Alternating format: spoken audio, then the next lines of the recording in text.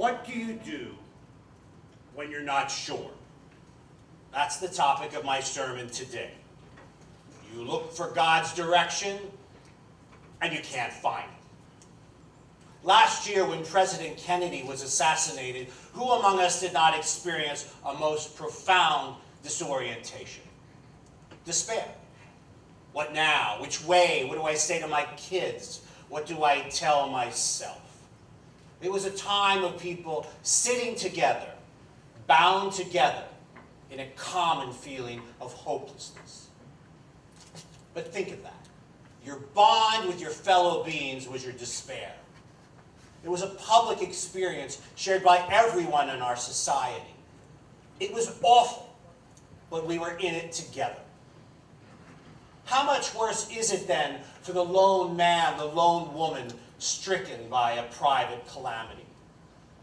No one knows I'm sick. No one knows I've lost my last real friend. No one knows I've done something wrong. Imagine the isolation. You see the world as through a window. On one side of the glass, happy, untroubled people. On the other side, you. Something has happened. You have to carry it, and it's incommunicable. For those so afflicted, only God knows their pain, their secret, the secret of their alienating sorrow. And when such a person, as they must, howls to the sky, to God, "Help me!" What if no answer comes? Silence. I want to tell you a story. A cargo ship sank and all her crew was drowned. Only this one sailor survived. He grabbed the lifeboat and rigged a sail, and being of a nautical discipline, he turned his eyes towards the heavens and read the stars. He set a course for home and, exhausted, fell asleep. Clouds rolled in and blanketed the skies, and for the next 20 nights as he floated on the vast ocean, he could no longer see the stars. He thought he was on course, but there was no way to be certain. As the days rolled on, as he wasted away with fever, thirst, and starvation, he began to have doubts. Had he set the right course? Was he still going on towards his home? Or was he horribly lost and doomed to a terrible death? No way to know. The message of the constellations, had he imagined it because of his desperate circumstance? Or had he seen truth once and now had to hold on to it without further reassurance? That was his dilemma on a journey without apparent end. There are those of you in the church today who know exactly the crisis of faith I described. And I want to say to you that doubt can be a bond as powerful and sustaining as certainty. When you are lost, you are not alone. In the name of the Father, the Son, and the Holy Ghost.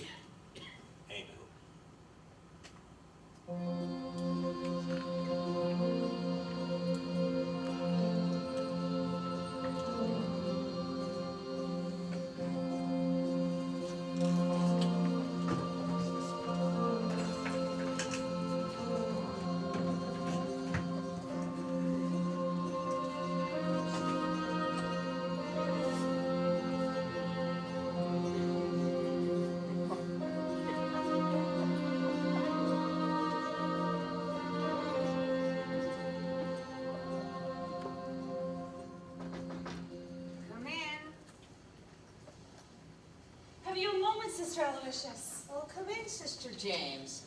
Who's watching your class? They're having art. Art. Waste of time. It's only an hour a week. But much can be accomplished in 60 minutes. Yes, sister. I'm wondering if you might tell me what you did about William London. I sent him home. Oh dear, so he's still bleeding. Oh, yes. His nose just let loose and started gushing during the Pledge of Allegiance. Was it spontaneous? What else would it be? Self-induced. You mean you think he might have intentionally given himself a nosebleed? Exactly. Oh, no! You are a very innocent person, Sister James. William London is a fidgety boy, and if you do not keep right on him, he would do anything to escape his chair. He'd even set his foot on fire for half day out of school. But why? He has a restless mind. That's a good thing. No, it's not. His father is a policeman, and the last thing he wants is a rowdy boy. William London is headed for trouble. Puberty has got hold of him, and he will be imagining all sorts of wrong things. And I strongly suspect he will not even graduate high school. But that is beyond our jurisdiction. We simply have to get him through, out the door, and then he's somebody else's project. Ordinarily, I assign my most experienced teachers to 8th grade, but I am working within constraints. Are you in control of your class? I think so. Usually, more children are sent down to me. Well, I try to take care of things myself. Oh, that can be an error, sister. You are answerable to me. I to the Monsignor, he to the Bishop, and so on, up to the Holy Father. There is a chain of discipline. Make use of it. Yes, sister. How's Donald Mueller doing? Steady. Good. Has anyone hit him? No. Good. And, oh, that girl, Linda Conti. Have you seated her away from the boys? As far as space permits, it doesn't seem to do much good. Just get her through, intact. Should I go? Is something the matter? No. Why? Is something the matter? I don't think so. Then, nothing's the matter then. Well, thank you, sister. I just wanted to check on William's nose. He had a ballpoint pen. Excuse me, sister? William London had a ballpoint pen. I saw him fidgeting with it while he was waiting for his mother. He's not using it for assignments, I hope. No, of course not. Good. Penmanship is dying all across this country. You have some time. Sit down. I have been meaning to talk to you, and we might as well have a talk. I observed your lesson on the New Deal at the beginning of the term. Not bad. But I question your ability to do not idealize Franklin Delano Roosevelt. He was a good president, but he did attempt to pack the Supreme Court. And I do not approve of making heroes out of lay historical figures. If you want to talk about the saints, do so in religion. Yes, sister. Also, I question your enthusiasm for history. Oh, but I love history. But that is exactly my meaning. You favor history and risk swaying the children to value it over their other subjects. I think this is a mistake. Well, I've never thought about that.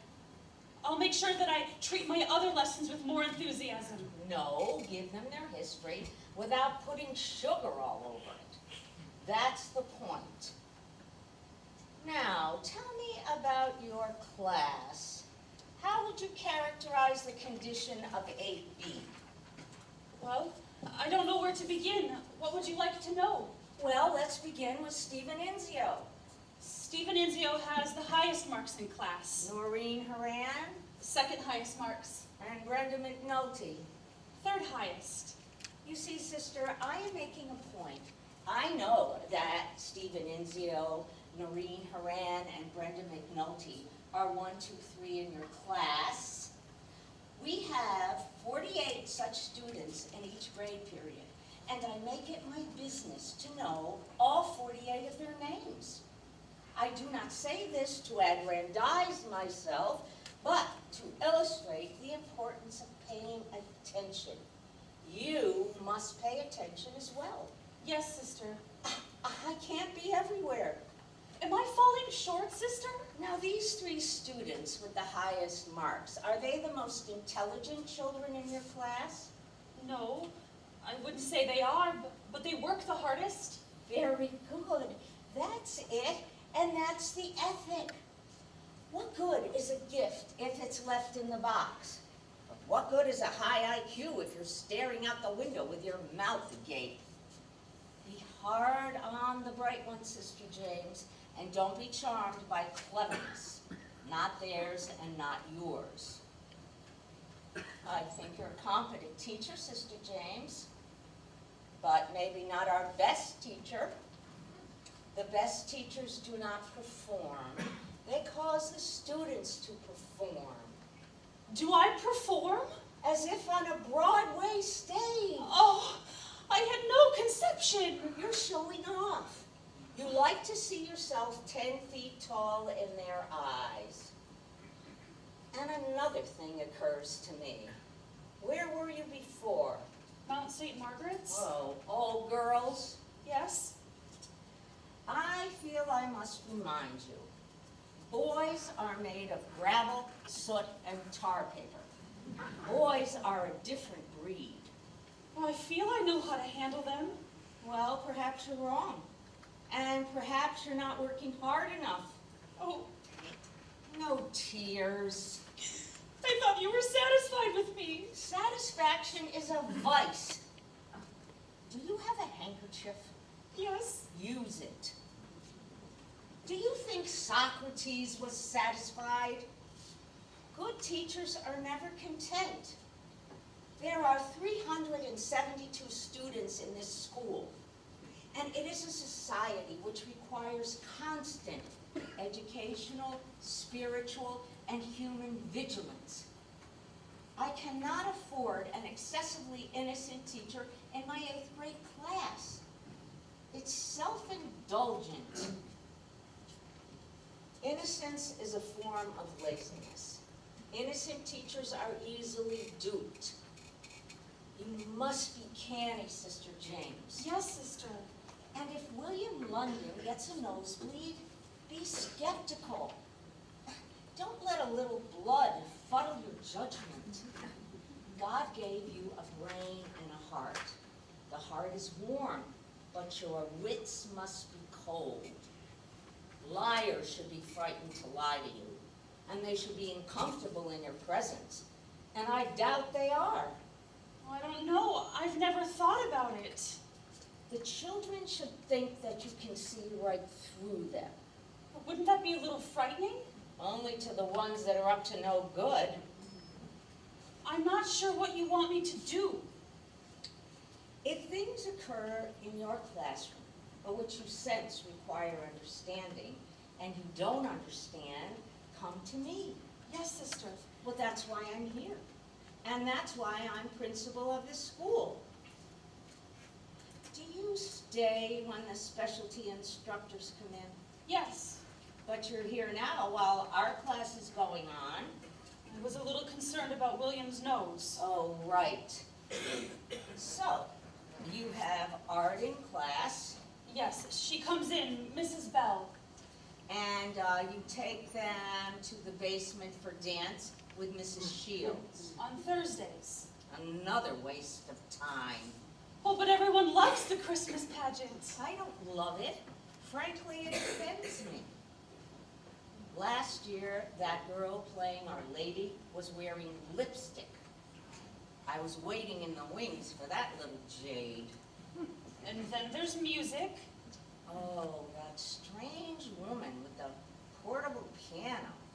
What's wrong with her neck? Some kind of goiter. Poor woman. Mrs. Carolyn. That's right. We used to have a sister teaching that. Not enough sisters. What else? Physical education and religion. And for that, we have Father Flynn, 2 hours a week. And you stay for those. Mostly, unless I have reports to fill out. What do you think of Father Flynn? Oh, he's a brilliant man. What a speaker. Yes, his sermon this past Sunday was poetic. And he's actually very good, too, at teaching basketball. I was surprised. I wouldn't think a man of the cloth a personality type for basketball, but he has a way he has with dribbling and shooting. And what do you think his sermon was about this last Sunday? What? What was his sermon about? Well, doubt. He was talking about doubt. Why? Excuse me, sister? Well, sermons come from somewhere, don't they? Is Father Flynn in doubt, or is he concerned that someone else is in doubt? I suppose you'd have to ask him. Oh, no, that is not appropriate. He is my superior, and if he were troubled, he should confess it to a fellow priest or to the Monsignor. We do not share intimate information with priests. I'm a little concerned. About what? The time? Art class will be over in a few minutes and I should go up. Have you noticed anything, sister? About what? I want you to be alert. I'm not sure I'm following you, sister.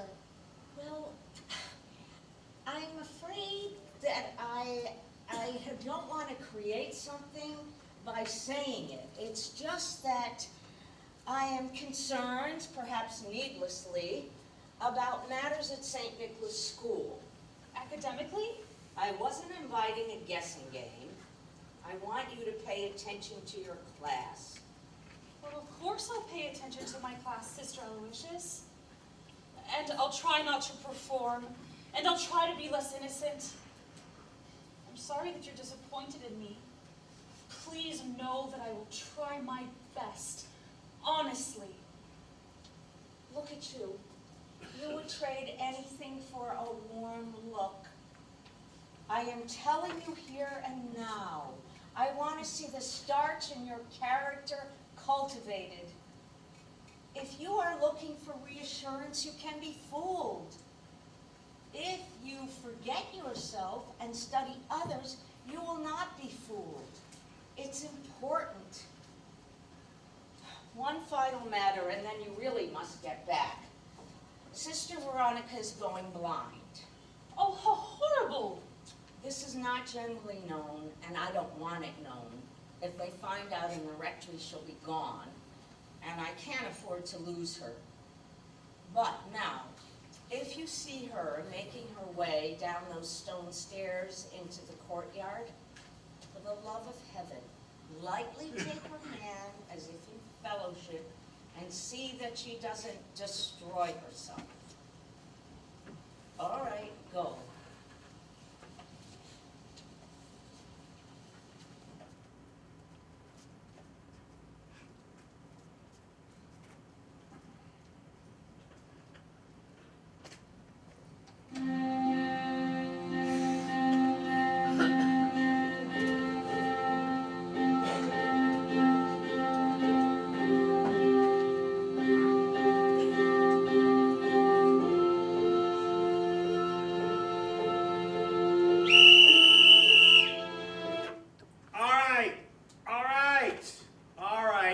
Settle down, boys. Sit down, boys. Now, the thing about shooting from the foul line is it's psychological. The rest of the game, you're cooperating with your teammates, you're competing against the other team. But at the foul line, it's you against yourself. And the danger is you start to think. When you think, you stop breathing. Your body, it locks up. So you have to remember to relax. Take a breath, unlock your knees. This is something for you to watch, Jimmy. You stand like a parking meter. Come up with a routine of what you do. Shift your weights, move your hips. You think that's funny, Ralph? What's funny is you never getting a foul shot. Don't worry if you look silly, guys. They won't think you're silly if you make the basket. Come up with a routine of what you do, concentrate on the routine, and you'll forget to get tensed up. Now, on to another matter. I noticed several of you guys have dirty nails. I don't want to see that. I'm not talking about the length of your nails. I'm talking about cleanliness. See, here, look at my nails. They're long. Yeah, I like them a little long, but look how clean they are. See, look, that makes it okay. There was this kid I grew up with, Timmy Matheson, never had clean nails. He'd stick his fingers up his nose, in his mouth. This is a true story, guys. Learn to listen. He got spinal meningitis, and he died a horrible death. Sometimes it's the little things that get you. I'll tell you what, Mr. Conroy, you try talking to a girl with those filthy paws, she's going to take off like she's being chased by the red Chinese. All right, you guys, settle down. Tell you what, get dressed, come over to the rectory for Kool-Aid and cookies, and we'll have a bull session. Go!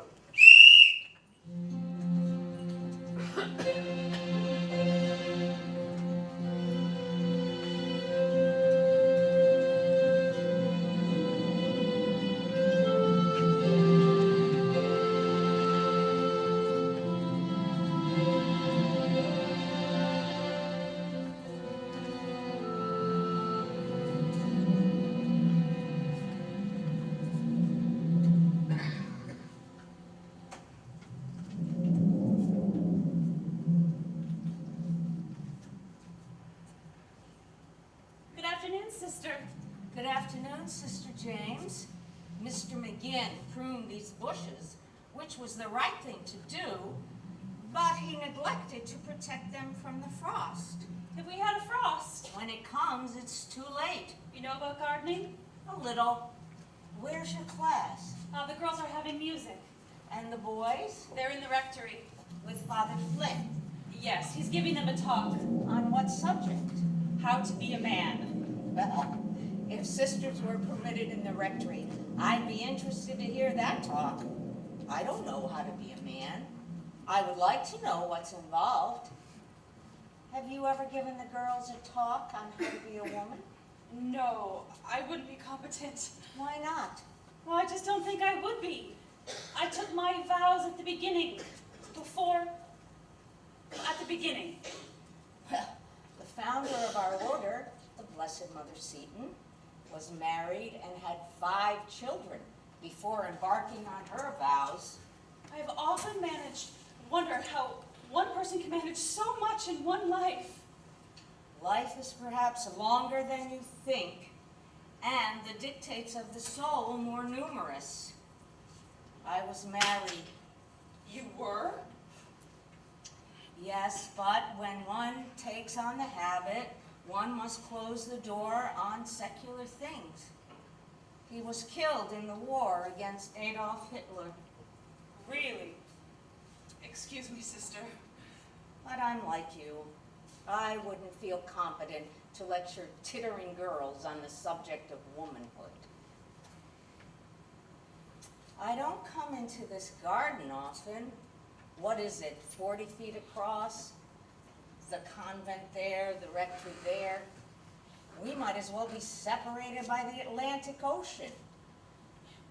I used to potter around out here, but Monsignor Benedict does his reverie at quixotic times, and we are rightly discouraged from crossing paths with priests unattended. He's 79, but nevertheless. The Monsignor is very good, isn't he? Yes, but he is oblivious. To what? I don't think he knows who's President of the United States. I don't mean him any disrespect, of course. It's just that he is otherworldly in the extreme. Is it just that he's innocent, Sister Aloysius? Ooh, you have a slyness at work, Sister James. Be careful of it. How's your class? How's Donald Mueller? He's 13th in class. Well, that's sufficient. Has anybody hit him? No. Someone will, and when it happens, you send them right down to me. I'm not so sure that anyone will. We have a statue of St. Patrick on one side of the church altar and a statue of St. Anthony on the other. This parish serves both Irish and Italian families. Someone will hit Donald Mueller.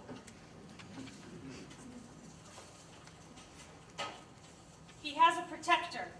Who? Father Flynn. What? Well, he's taken an interest since Donald went on the altar boys. I thought I should tell you. I told you to come to me, but I hoped you never would. Well, maybe I shouldn't have. And I knew once you did, something would be set in motion.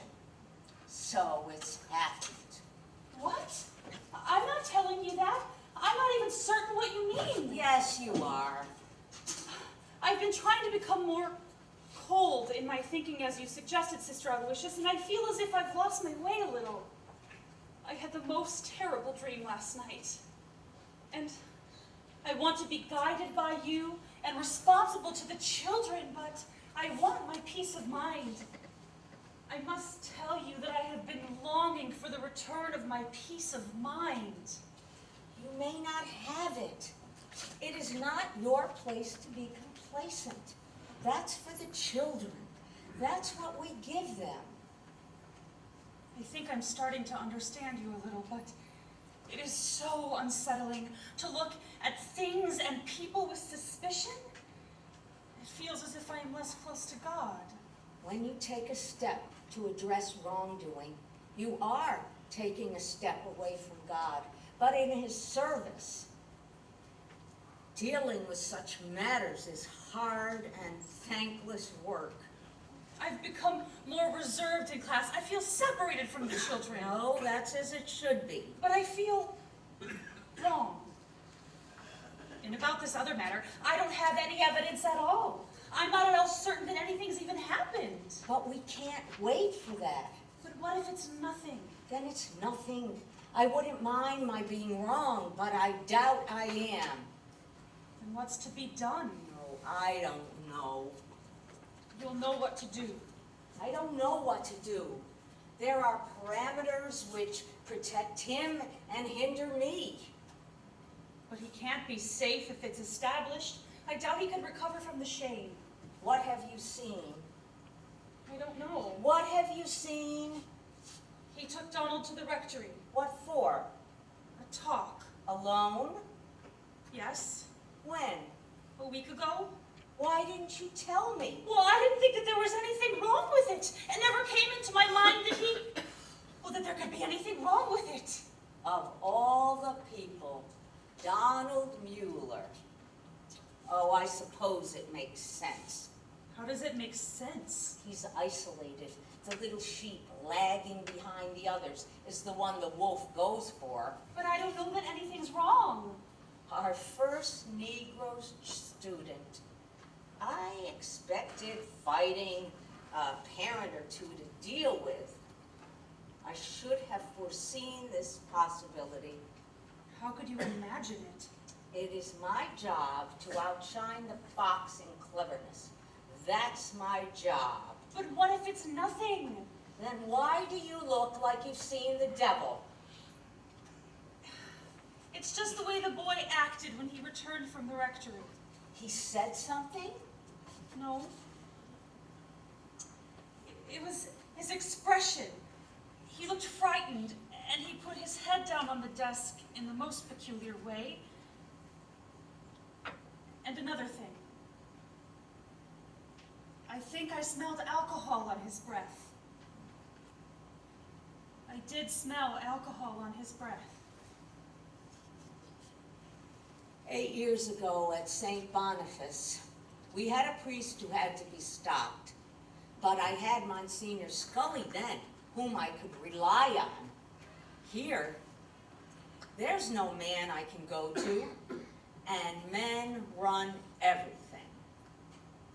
We're going to have to stop him ourselves. But can't you just report your suspicions? To Monsignor Benedict? The man is guileless. He would just ask Father Flynn. But would that be such a bad idea? And he would believe whatever Father Flynn told him, and he would think the matter settled. Well, maybe that's all that needs to be done if it's true. If I had done something awful and I was confronted with it, I would be so repentant. Sister James, my dear, you must try to imagine a very different kind of person than yourself. A man who would do this has already denied a great deal. If I tell the Monsignor, he would be satisfied with Father Flynn's rebuttal, and he would think the matter suppressed. Well, then tell the bishop. The hierarchy of the church does not permit my going to the bishop. No, once I tell the Monsignor, it is out of my hands. I'm going to have to come up with a pretext. Get Father Flynn into my office, try to force it. You'll have to be there. Me? Why? Oh no, sister, I couldn't. I can't be closeted alone with a priest. Another sister must be in attendance, and it has to be you. The circle of confidence can't be made any wider. Think of the boy if this gets out. I can't do it. Why not? You're squeamish? I'm not equipped.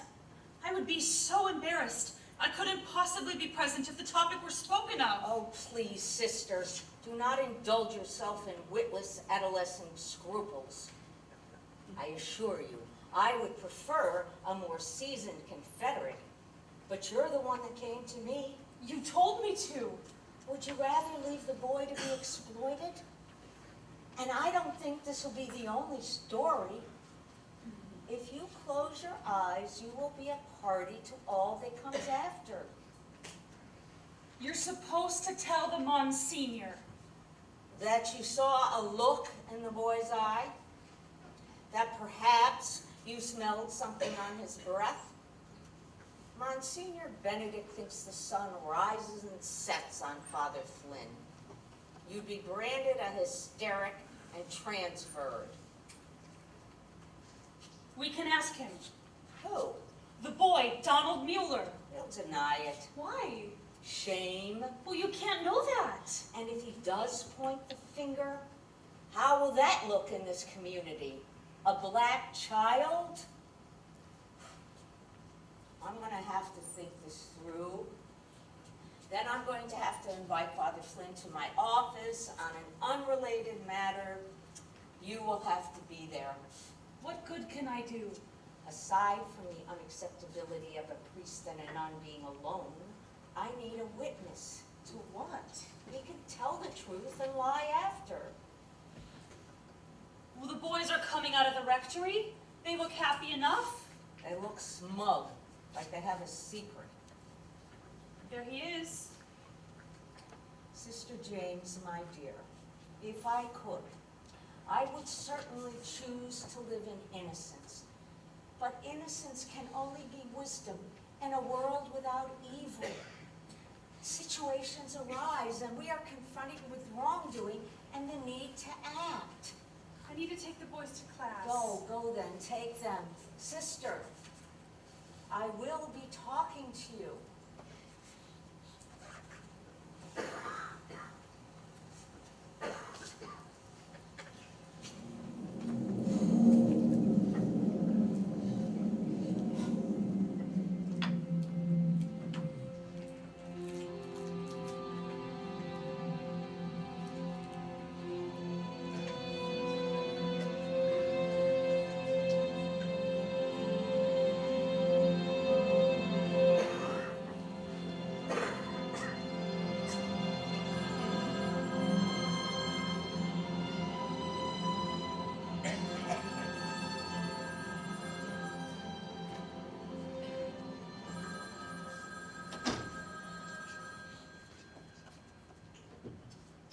St. Nicholas School.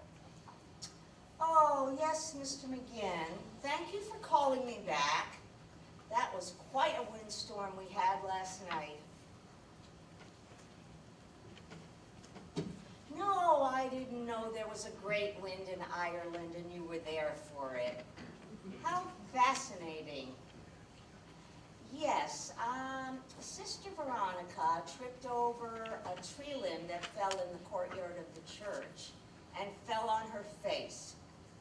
Oh, she's all right, I think. She doesn't look any worse. Mr. McGinn. Yes, thank you, Mr. McGinn. Come in. Good morning, Sister Aloysius. How are you today? Good morning, Father Flynn. Very well. Good of you to come by. Are we ready for the meeting? Well, we're just short, Sister James.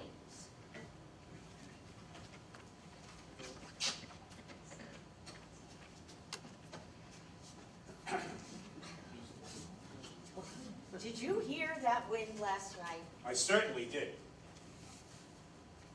Can you imagine what it must have been like back in the frontier days when a man alone in the woods sat by a fire in his buckskins and listened to a sound like that? Imagine the loneliness, the immense darkness pressing in. How frightening it must have been. I suppose if one lacked faith in God's protection, it would be frightening. Did I hear Sister Veronica had an accident? Yes, she tripped over a piece of wood and practically killed herself. Is she all right? Oh, she's all right, I think. Her sight's not good, is it? No, her sight is fine. Nuns fall, you know. No, I didn't know that. Oh, it's the habit. It trips us up more often than not, and what with our being in black and white and so prone to falling, we're more like dominoes than anything else. Am I past the time? No, Sister Aloysius and I were just having a nice little chat. Well, good morning, Father. Good morning, Sister. I'm sorry I'm delayed. Mr. McGinn closed the courtyard to fix something, so I had to go back through the convent and then out the side door. And then I ran into Sister Veronica. Oh, is she all right? Poor dear, she's a bit of a bloody nose. I'm beginning to think you're punching people. What? Well, after the incident with... Oh, never mind. Come in, please. Sit down.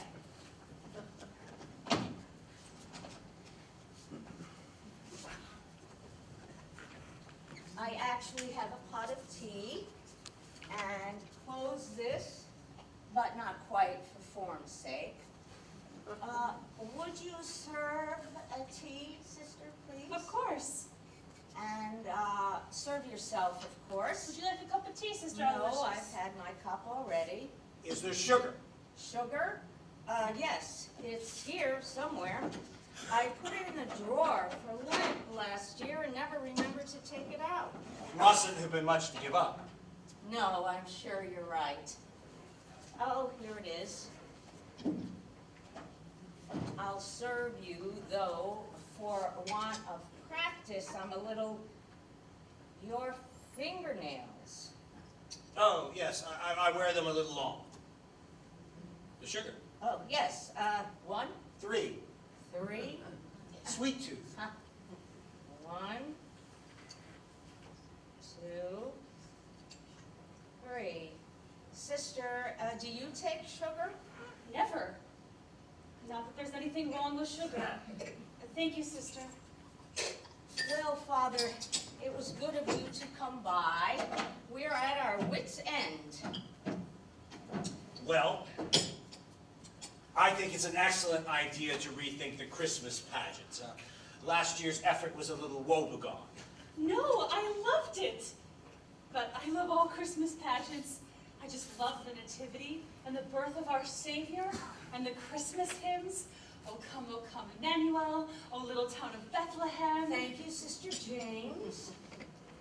Sister James will be co-directing the pageant this year with Mrs. Shields. So, what do you think, Father? Is there something new we could do? Well, we all love the Christmas hymns, but I think it might be jolly to include a secular song. Secular? Yes, it's beginning to look a lot like Christmas, something like that. What would be the point of performing a secular song? Fun. Or Frosty the Snowman. That's a good one. We could dress one of the boys up as a snowman and have them dance around. Which boy? What tryouts? Frosty the Snowman espouses a pagan belief in magic. The snowman comes to life when the enchanted hat is put on his head. If the music were more somber, people would realize that the images are disturbing and the song heretical. I've never thought about Frosty the Snowman like that. It should be banned from the airwaves. So, not Frosty the Snowman. I don't think so. It's beginning to look a lot like Christmas. Would be all right, I suppose. The parents would like it. Might I ask what you're writing down with that ballpoint pen? Nothing. Just an idea for a sermon. You had one just now? Yes, I get them all the time. How fortunate. I tend to forget things, so I write them down. What's the idea? Intolerance. Would you like some more tea, Father? No, not yet, thank you.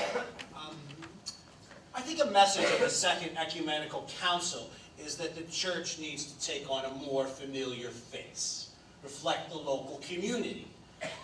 I think we should sing a song from the radio now and then. Maybe take the kids out for ice cream. Ice cream. Take the boys on a camping trip. We should try to be friendlier.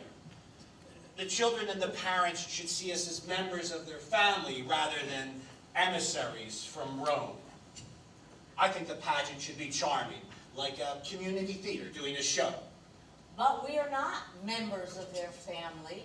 We are different. Why? Because of our vows? Precisely. I don't think we're so different. You know, sister, I would like some more tea. And they trust us to be different. The working class people of this parish trust us to be different.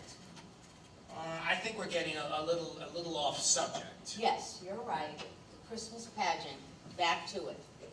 We must be careful in the pageant how Donald Mueller is used. Careful, sister. Don't. Sorry, Father. Sorry. What about Donald Mueller? We must be careful in the pageant that we neither hide Donald Mueller or put him forward. Because of the color of his skin. Well, that's right. Why? Come, Father, you're being disingenuous. I think he should be treated like every other boy. Well, you yourself singled the boy out for special attention. You held a private meeting with him in the rectory. A week ago? Yes, What are we talking about here? Donald Mueller. The boy acted strangely when he returned to class. He did. When he came back from the rectory. A little odd, yes. Can you tell us why? How did he act strangely? Well, I don't know how to explain it, but he put his head down on the desk, and You mean you had an impression, yes, and he'd come from the rectory, so you're asking me if I know anything about it. that's it. Did you want to discuss the pageant, or is this what you wanted to discuss? This. Well, I'm feeling a little uncomfortable. Why? Why do you think, sister? Something about your tone. I would prefer a discussion of fact rather than tone. Well, if I had judged my conversation with Donald Mueller to be of concern to you, sister, I would have sat you down and talked to you about it. But I did not judge it to be of concern to you. But perhaps you are mistaken in your understanding of what concerns me. The boy is in my school, and his well-being is my responsibility. His well-being is not at issue. I am not satisfied that this is true. The boy was upset when he returned to class. Did he say something? No, What happened in the rectory? Happened? Nothing happened. I had a talk with a boy. What about? It was a private matter. The boy's 12 years old. What could be private? I'll say it again, sister. I object to your tone. This is not about my tone or your tone, Father Flynn. It's about arriving at the truth. Of what? You know what I'm talking about, don't you? You're controlling the expression on your face right now, aren't you? My face. You said you wanted to talk about the pageant. That's why I'm here. Am I to understand that you invited me into your office this morning to confront me in some way? It's outrageous. I'm not answerable to you.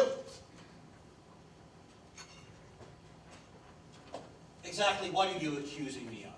I'm not accusing you of anything, Father Flynn. I'm asking you to tell me what happened in the rectory. I don't wish to continue this conversation at all further. And if you are dissatisfied with that, I suggest you speak to the Monsignor. I can only imagine that your unfortunate behavior here this morning was a result of overwork. Perhaps you need a leave of absence. I might suggest it. Good day, sister. Sister? Good day, Father. There was alcohol on his breath when he returned from his meeting with you. Alcohol. I did smell it on his breath. Well, Can't we just leave this alone? no. Well, I can see there's no way out of this. Well, take your time, Father. Would you like some more tea? You should have left it alone. Not possible.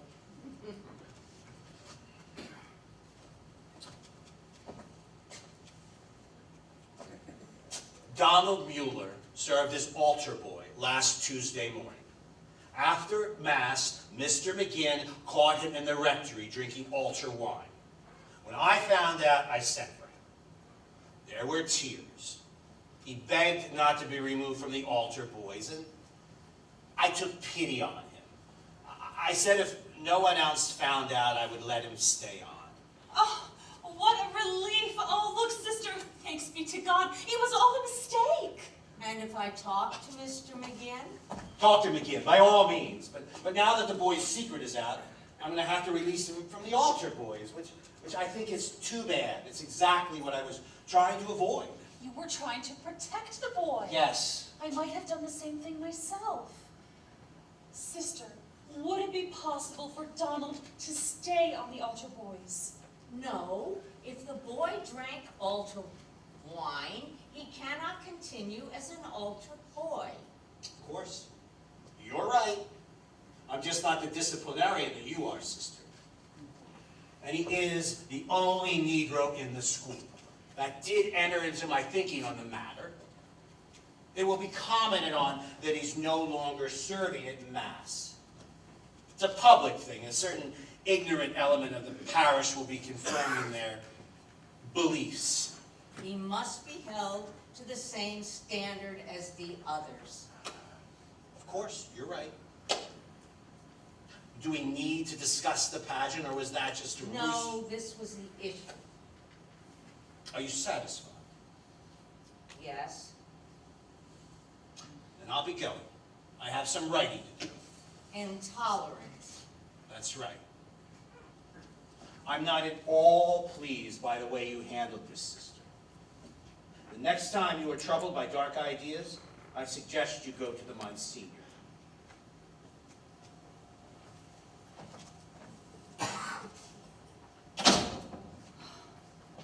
Well, what a relief. He cleared it all up. You believe him? Well, of course. Isn't it more that it's easier to believe him? We can corroborate his story with Mr. McGinn. Oh, yes. These types of people are not so easy to pin down. They're very clever. Well, I'm convinced. You are not. You just want things to be resolved so you can have simplicity back. I want no further part of this. Well, I will bring him down, with or without your help. Well, how can you be so sure that he's lying? Experience. You just don't like him. You don't like that he uses a ballpoint pen. And you don't like that he uses 3 lumps of sugar in his tea. And you don't like that he likes Frosty the Snowman. And you are letting that convince you of something terrible. Just terrible. Well, I like Frosty the Snowman. And it would be nice if this school weren't run like a prison. And I think it's a good thing that I love to teach history, that I might inspire my students to love it as well.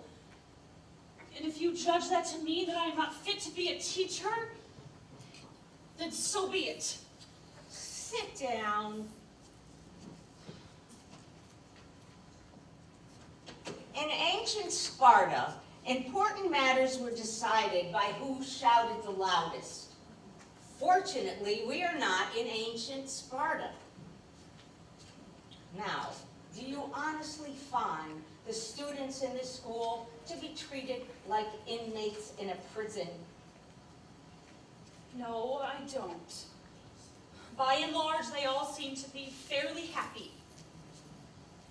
But they are all uniformly terrified of you. Yes, that's how it works. Stay there.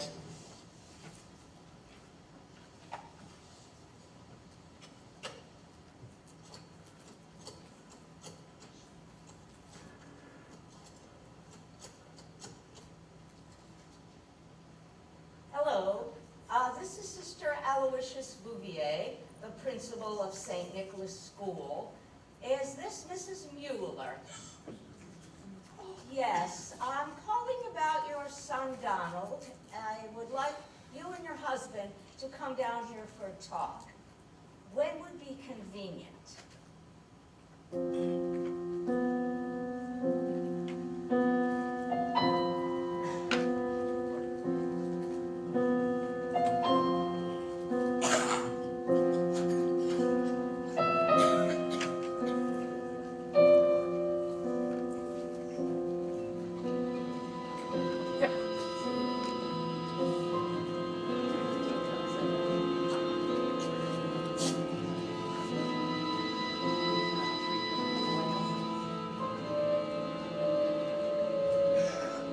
A woman was gossiping with a friend about a man she hardly knew.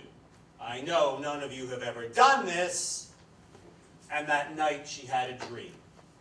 A great hand appeared over her and pointed a finger down at her. And she was immediately seized with an overwhelming sense of guilt. The next day she went to confession. She got the old parish priest, Father O'Rourke, and she told him the whole thing. Is gossiping a sin, she asked. Was that the hand of God Almighty pointing the finger down at me? Should I be asking for your absolution? Oh, Father, please tell me, have I done something wrong? Yes. Yes, you ignorant, badly brought up female. You have borne false witness against your neighbor. You have played fast and loose with his reputation, and you should be heartily ashamed. So, she said she was sorry, and she asked his forgiveness. Not so fast, said O'Rourke. I want you to go home, take a pillow up on your roof, cut it open with a knife, and return here to me. So she went home. She took a pillow from her bed, grabbed a knife from her drawer, climbed the fire escape up to the roof, and stabbed the pillow. Then she went back to the old priest as instructed. Did you gut the pillow with a knife, he asked her. Yes, Father. And what was the result? Feathers, she said. Feathers, he repeated. Yes, feathers everywhere. Now, I want you to go back and gather up every last feather that flew out on the wind. I can't. I don't know where they went. The wind, it took them everywhere. And that, said Father O'Rourke, is gossip. In the name of the Father, the Son, and the Holy Ghost.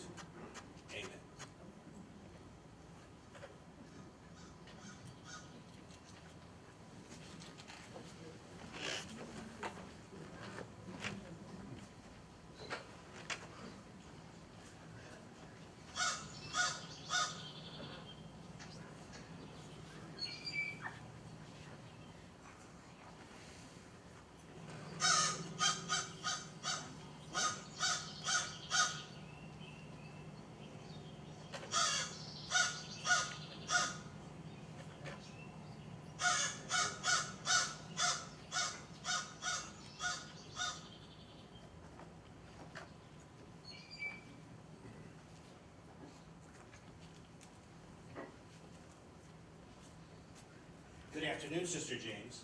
Good afternoon, Father. What was that bird complaining about? What kind of a bird was that? A starling? A grackle? A crow? Yes, of course. Are you praying? I didn't mean to interrupt. No, I'm not praying, no. You seem subdued. Oh, I can't sleep. Why not? Bad dreams. Well, actually one bad dream, and then I haven't slept right since. What about? I looked in a mirror, and there was a darkness where my face should be. And it frightened me. I can't sleep at times.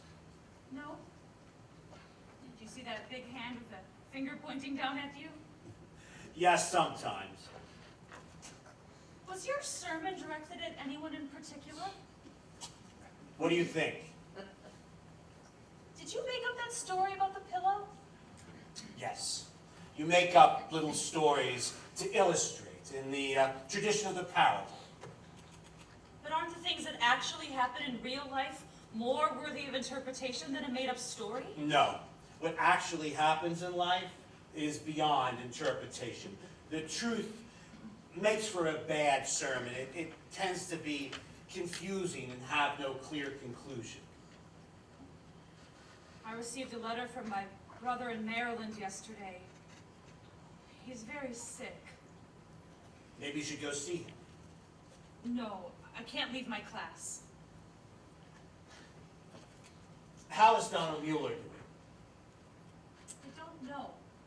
You don't see him? Well, I see him every day, but I don't know how he's doing. I don't know how to judge these things now. I stopped speaking to him for fear of being misunderstood. Isn't that a shame? I actually avoided him the other day when I might have passed him in the hall. He can't possibly understand why. I noticed you haven't come to me for confession. No, I went to see Monsignor Benedict. He's very kind. I wasn't?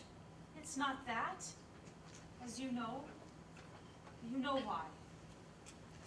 You're against me. No, You're not convinced. it's not for me to be convinced one way or the other. It's Sister Aloysius. But are you an extension of her? She's my superior. Or what about you? I wish I knew nothing whatever about it. I wish the idea never came into my mind. How did it come into your mind? Sister Aloysius? I feel as though my reputation has been damaged through no fault of my own, but I'm reluctant to take the steps necessary to repair it for fear of doing further harm. It's frustrating, I can tell you that. Is it true? What? You know what I'm asking. No, it's not true. I don't know what to believe. How can you take sides against me? It doesn't matter. It does matter. The most innocent actions can appear sinister to the poisoned mind. I had to throw that poor boy off the altar. He's devastated. The only reason I haven't gone to the Monsignor is I don't want to tear this school apart. Sister Aloysius would most certainly lose her place as principal if I were to make her accusations known, since they're baseless. Why, you might lose your place as well. Are you threatening me? No, what do you take me for? No, no, no. I want to believe you. Then do. It's that simple. It's not me who has to be convinced. I don't have to prove anything to her. She's determined. To what? Protect the boy. It's me who cares about that child, not her. Have you ever seen her offer a hand to that child or any child in this school? She's like a block of ice. Children need warmth, kindness, understanding. What does she give them? Rules. That black boy needs a helping hand or he's not going to make it here. But if she has her way, he'll be left to his own undoing. Why do you think he was in the sacristy drinking wine that day? He's in trouble. She sees me talking in a human way to these kids, and she thinks there must be something wrong with it, something dirty. Well, I'm not going to let her keep this school in the dark ages, and I'm not going to let her destroy my spirit of compassion. I'm sure that's not her intent. I care about this congregation. I know you do. Like you care about your class. You love them, don't you? Yes. It's natural. How else would you care for children? I can look at your face and know your philosophy. It's kindness. I don't know. I mean, of course. What's Sister Aloysius' philosophy, do you suppose? I don't have to suppose. She's told me. She discourages warmth. And she suggested that I be more formal. There are people who go after your humanity, Sister James, who tell you that the light in your heart is a weakness, that your soft feelings betray you. I don't believe that. That's an old tactic of cruel people to kill kindness in the name of virtue. Don't believe it. There's nothing wrong with love. Of course not, but... Have you forgotten the message of the Savior to us all? Love. Not suspicion, disapproval, or judgment, but love. Love of people. Have you found Sister Aloysius to be a positive influence? I don't want to misspeak, but no. She's taken away my joy of teaching, and I love teaching more than anything. It's all right. You're going to be all right. It feels as if everything is upside down. It isn't, though. You're just a little lost. It happens to many of us. You're not alone. A bond.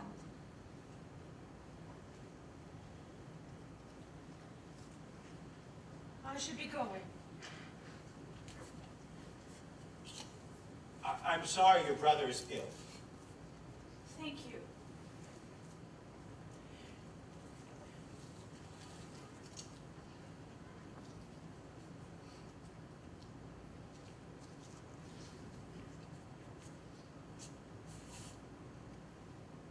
I don't believe it. No. No. Thank you very much, sister. That's a great relief to me. Thank you very much.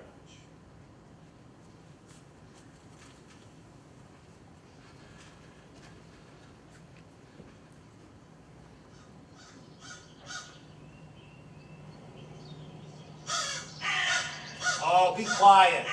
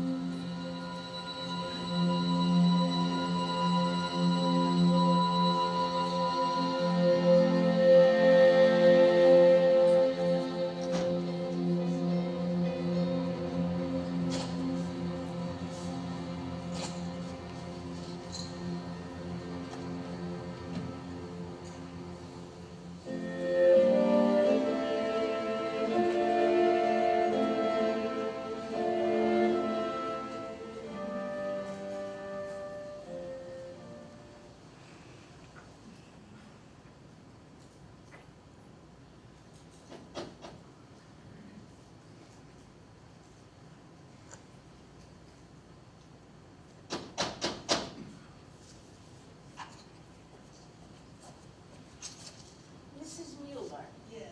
come in, please, have a seat. Thought I might have had the wrong day when you didn't answer the door. Oh, yes. Well, just between us, I was listening to a transistor radio with an earpiece. Look how tiny they're making them now. I confiscated it from one of the students, and now I can't stop using it. You like music? Not really. News reports. Years ago, I used to listen to all the news reports when my husband was in Italy in the war. And when I came into possession of this little radio, I found myself doing it again, though there is no war, and the voices have changed. You were a married woman? Yes, but then he was killed. Is your husband coming? Couldn't get off work.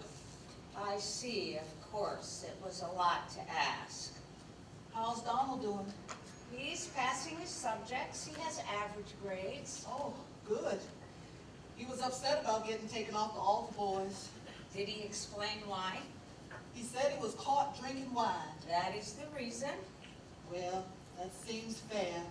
But he's a good boy, sister. He fell down there, but he's a good boy, pretty much down the line. And he knows what an opportunity he has here. I think the whole thing was just a bit much for him. What do you mean, the whole thing? He's the only colored here. He's the first in this school. That'd be a lot for a boy. I suppose it is. But he has to do the work, of course. He is doing it though, right? Yes, he's getting by. He's getting through. How is he at home?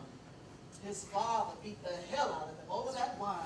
You shouldn't do that. You don't tell my husband what to do. You just stand back.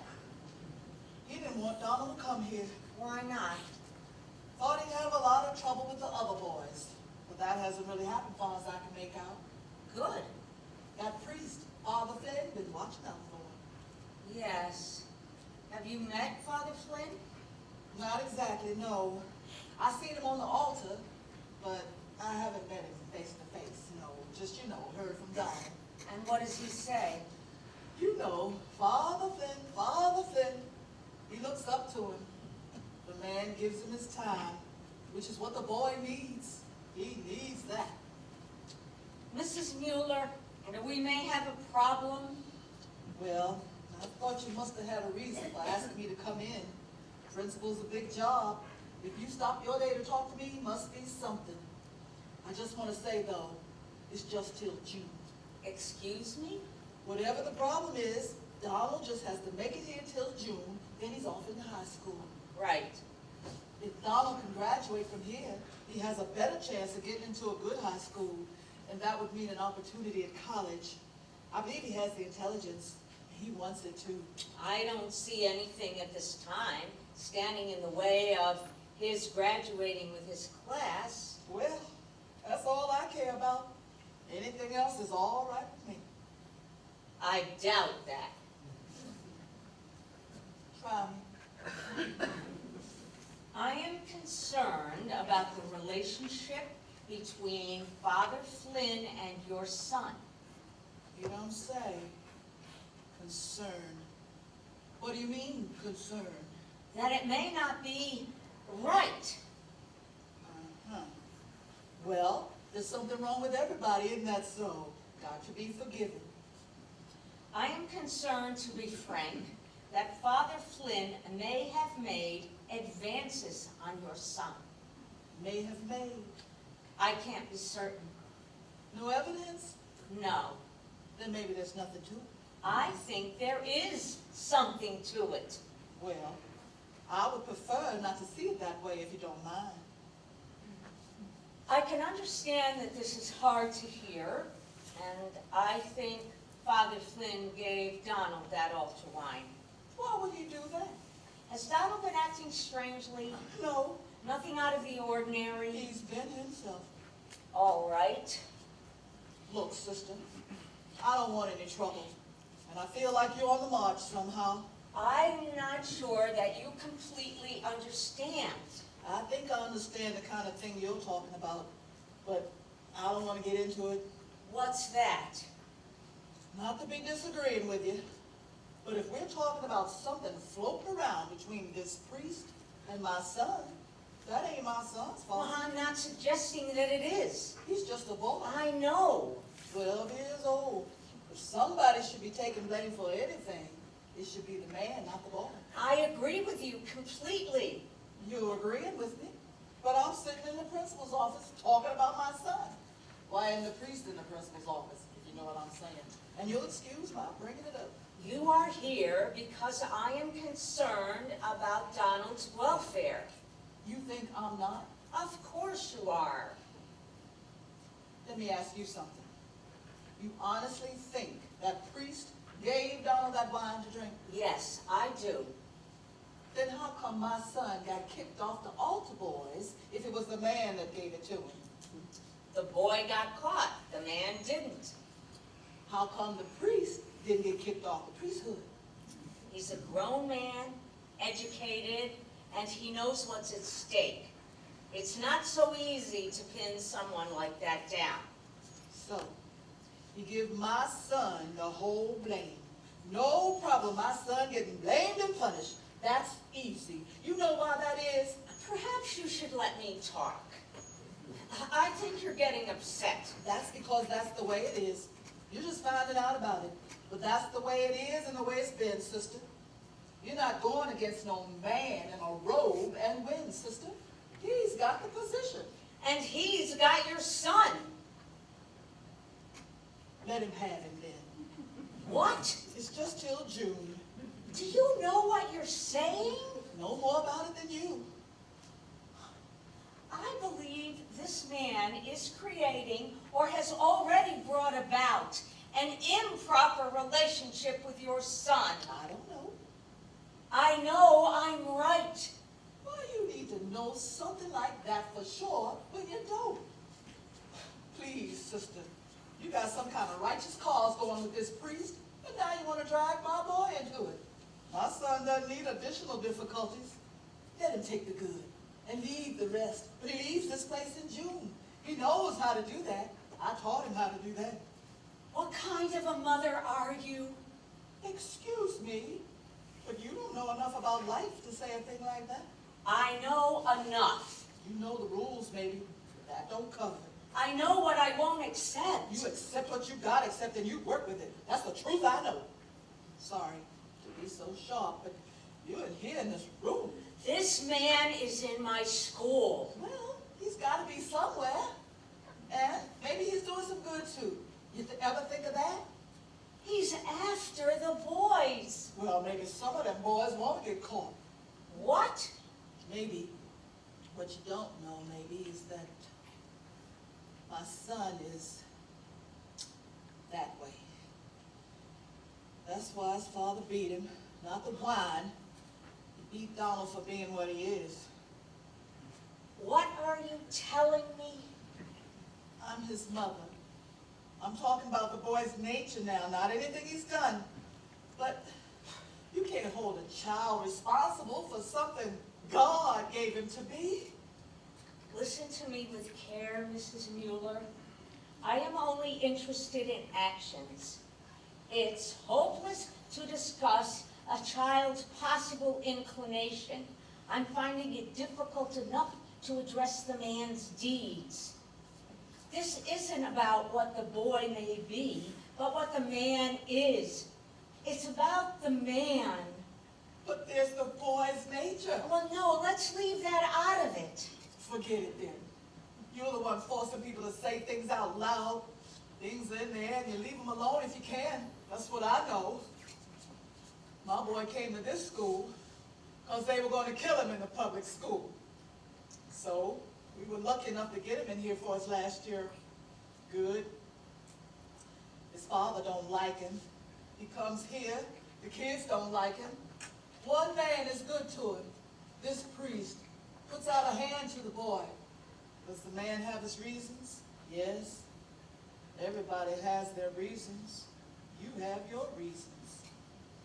But do I ask the man why he's good to my son? No. I don't care why. My son needs some man to care about him and see him through to where he wants to go. And thank God, this educated man with some kindness in him wants to do just that. This will not do. It's just till June. Sometimes things aren't black and white. And sometimes they are. I will throw your son out of this school. Make no mistake. Well, why would you do that if nothing started with him? Because I will stop this whatever way I must. You hurt my son to get your way? But it will end with your son. There will be others, if there aren't already. Throw the priest out there. I'm trying to do just that. Well, what do you want from me?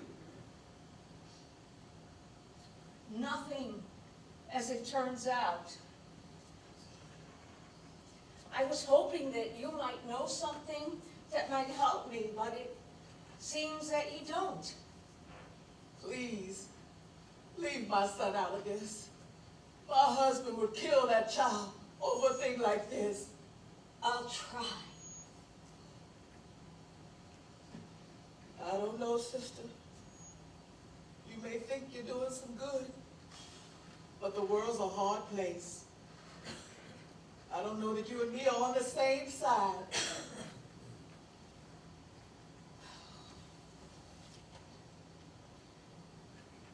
I'll be standing with my son and those who are good to my son. It'd be nice to see you there.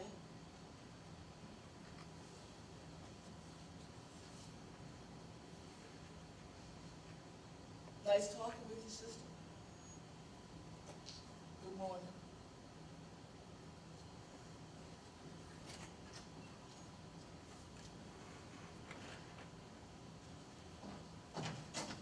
May I come in?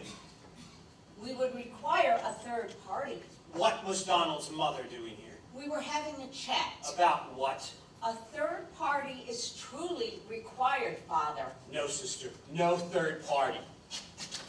You and me are due for a talk. You've got to stop this campaign against me. You can stop it at any time. How? Confess and resign. You are attempting to destroy my reputation. But the result of all this is going to be your removal, not mine. What are you doing in the school? I am trying to do good. Or even more to the point, what are you doing in the priesthood? You are single-handedly holding this school and this parish back. From what?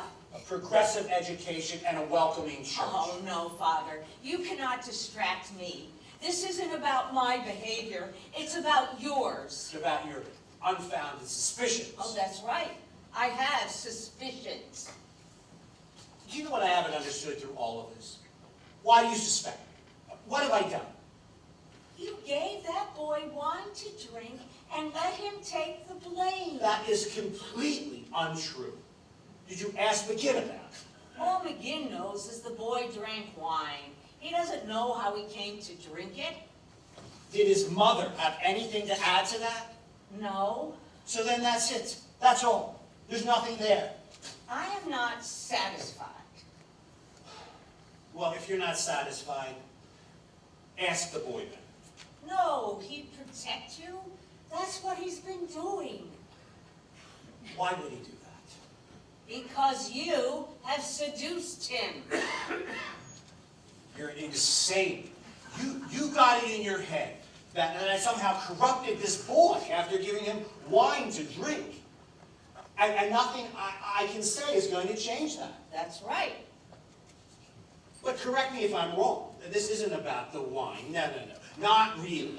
You had a fundamental distrust of me before this incident. It was you who warned Sister James to be on the lookout, wasn't it? That's right. So you admit it. Certainly. Why?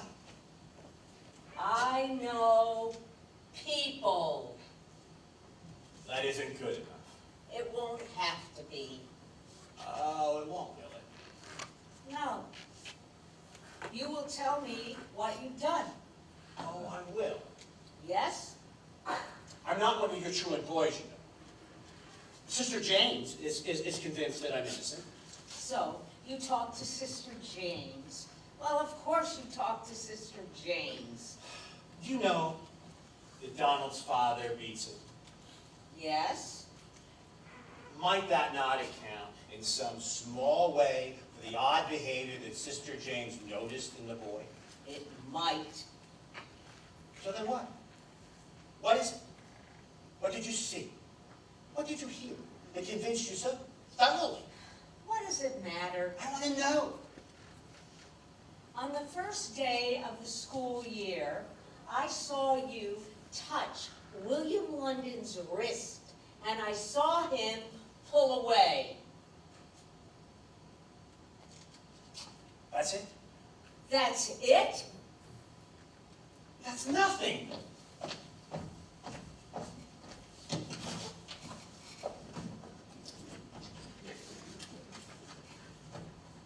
What are you writing now? You leave me no choice. I am writing down everything that you say. I tend to get too flustered to remember the details of an upsetting conversation. And this may be important when they go to the Monsignor and explain to him why you have to be removed as principal of this school. This morning, before I spoke with Mrs. Mueller, I took the precaution of calling the last parish to which you were assigned. What did he say? Who? The pastor. I did not speak to the pastor. I spoke to one of the nuns. You should have spoken to the pastor. I spoke to a nun. That's not the proper route for you to have taken, sister. The church is very clear. You're supposed to go through the pastor. Why? Do you have an understanding, you and he? Father Flynn, you have a history. You have no right to go rummaging through my past. This is your third parish in 5 years? Call the pastor. Ask him why I left. It was perfectly innocent. I'm not calling the pastor. I'm a good priest, and there's nothing in my record to suggest otherwise. You will go after another child and another until you are stopped. What nun did you speak to? I won't say. I have not touched a child. You have. You have no proof of anything. But I have my certainty. And armed with that, I will go to your last parish and the one before that if necessary, and I will find a parent, Father Flynn. Trust me, I will. A parent who probably doesn't know that you are still working with children. And once I do that, you will be exposed. You may even be attacked, metaphorically or otherwise. You have no right to act on your own. You are a member of a religious order. You have taken vows, obedience being one of them. You answer to us. You have no right to step outside of the church. I will step outside of the church, even if it means the door should shut behind me. I will do what needs to be done, Father, even if it means I'm damned to hell. And you should understand that, or you will mistake me. Now, did you give Donald Mueller wine to drink? Have you never done anything wrong? I have. Mortal sin. Yes, And I confessed it. Did you give Donald Mueller wine to drink? whatever I have done, I have left in the healing hands of my confessor, as have you. We are the same. We are not the same. A dog that bites is a dog that bites. I do not justify what I do wrong and go on. I admit it, desist, and take my medicine. Did you give Donald Mueller wine to drink? No. Mental reservation? No. You lie. Very well then, if you won't leave my office, I will. And once I go, I will not stop. Wait.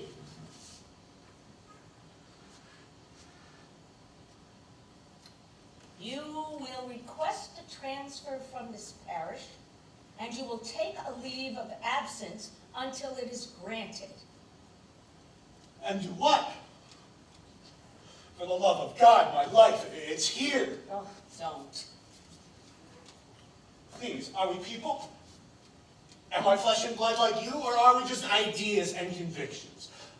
I can't say everything. Do you understand? There are things I can't say. Even if you can't imagine the explanation, there are circumstances beyond your knowledge. Even if you feel certainty, it is an emotion, not a fact. In the spirit of charity, on behalf of my life's work, I appeal to you. You have got to behave responsibly. I put myself in your hands. I don't want you. My reputation is at stake. You can preserve your reputation. But if you say these things, I won't be able to continue my work in the community. Your work in the the community should be discontinued. You leave me with nothing. Oh, that's not true. It's Donald Mueller who has nothing, and you took full advantage of that. I've done nothing wrong. I care about that boy very much. Why? Because you smile at him and sympathize with him and talk to him as if you were the same. That boy needed a friend. You are a cheat.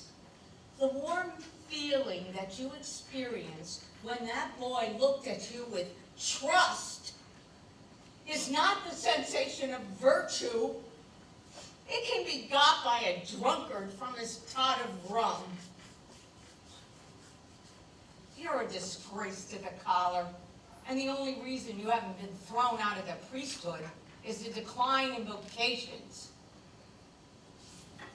I can fight you. You will lose. You can't know that. I know. Where's your compassion? Nowhere you can get at it. Stay here, compose yourself, use the phone if you like. Good day, Father. I have no sympathy for you because I know you are invulnerable to true regret. And cut your nails.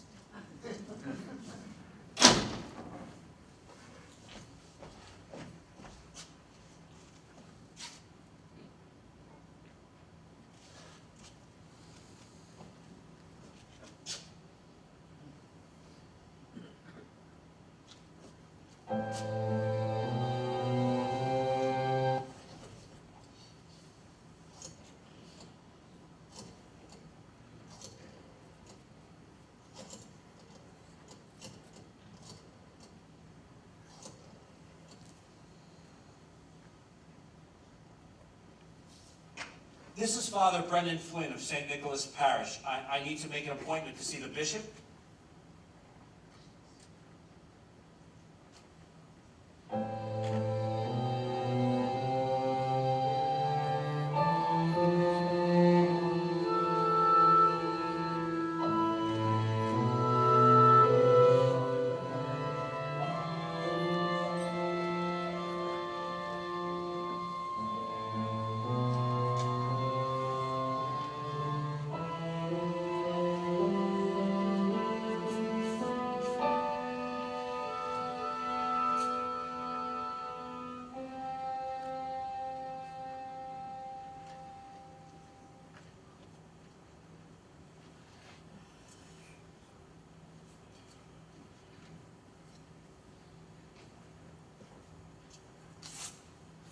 How's your brother?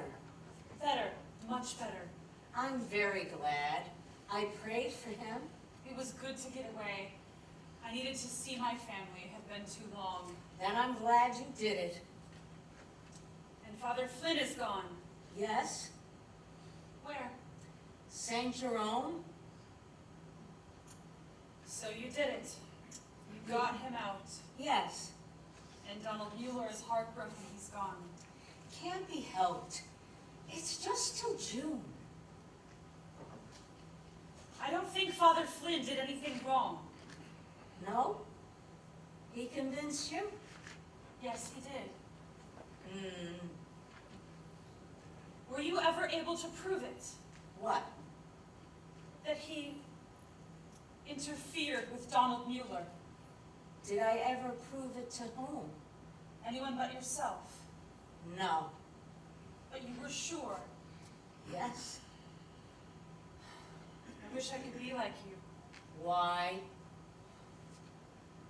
Because I can't sleep at night anymore. Everything seems so uncertain to me. Maybe we're not supposed to sleep so well. They made Father Flynn pastor of St. Jerome. Who? The bishop. He appointed Father Flynn pastor of St. Jerome Church and School. It's a promotion. You didn't tell them? Oh, I told our good Monsignor Benedict, I crossed the garden and I told him, but he did not believe it to be true. Then why did Father Flynn leave? What did you say to make him go? That I had called a nun in his previous parish and that I had found out his history of infringements. So you did prove it. I was lying. I made no such call. You lied? Yes, but if he had no such history, the lie wouldn't have worked. His resignation was his confession, and he was what I thought he was. And now he's gone. I can't believe you lied.